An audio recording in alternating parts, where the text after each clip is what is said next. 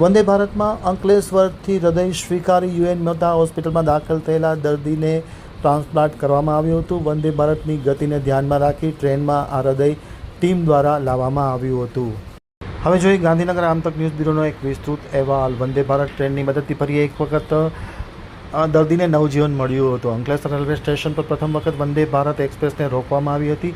અમદાવાદની યુએન મહેતા હોસ્પિટલની ટીમ દ્વારા અંકલેશ્વરથી ખાસ ટ્રેનમાં હૃદય અમદાવાદ ખાતે લાવવામાં આવ્યું હતું. ડોનર હૃદયનું રિટ્રીવ અંકલેશ્વર સ્થિત શ્રીમતી જયાબેન મોદી મલ્ટી સ્પેશિયાલિસ્ટ હોસ્પિટલમાં કરવામાં આવ્યું હતું. 3 દિવસમાં બીજી વખત હૃદયને યુએન મહેતા હોસ્પિટલમાં લાવવાનો સફળ પ્રયોગ વંદે ભારતમાં કરવામાં આવ્યો હતો. હોસ્પિટલથી ગ્રીન કોરિડોર દ્વારા રેલવે સ્ટેશન સુધીના ગણતરીના મિનિટોમાં હૃદય પહોંચાડવામાં આવ્યું હતું. અંગદાનમાં મળેલા હૃદયને ટ્રેન દ્વારા લાવી મહેતા હોસ્પિટલમાં દાખલ થયેલા દર્દીને ટ્રાન્સપ્લાન્ટ કરાશે.